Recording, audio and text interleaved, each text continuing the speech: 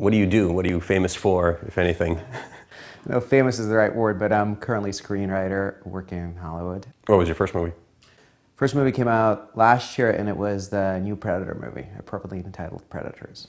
When you guys came over in '91, because we came over in '79, and I know exactly how that happened and why. Did you still come over as refugees? When we applied for the first time, it was 1980, and they stopped letting people out. So we got rejected in '82, applied again in '84, got rejected again.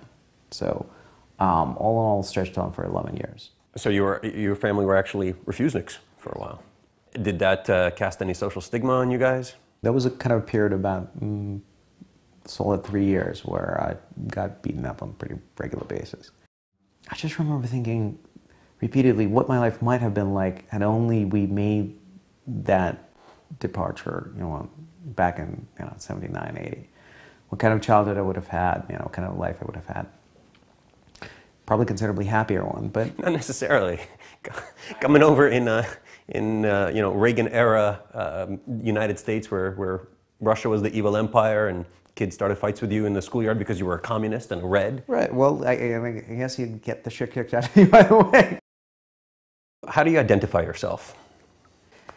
Good question. I identify myself as a Jewish American of Russian extraction.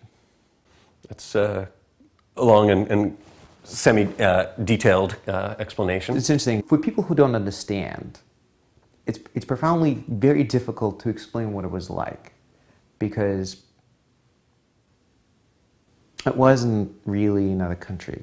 It wasn't really another culture. It was another planet. For all intents and purposes, the analogy that I've recently started using is, I'm from Krypton. I'm Superman. It blew up. It doesn't exist anymore. If you go back to Russia, that's all changed. That moment in time cannot be repeated. And I'm a product of a society and a culture that's gone, that is now extinct. It was really, starting over with nothing. So when we left, it was 2 suitcases per person. Actually, still in my garage, I kept one of the suitcases because they're going to be kind of cool to have as a memento. I think what's different about the the Russian experience is you were coming from a country that actively did not want you there.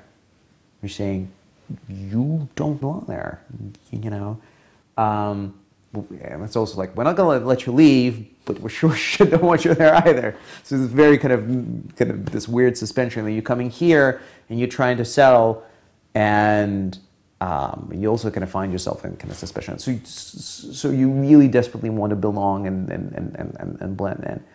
But then you go over your whole journey only to get to a point in your life where you start to get curious about your roots. And it's kind of the prodigal son story, where you end up coming back to your Russian roots and trying to, re-explore them. Welcome to my documentary. Yeah, exactly.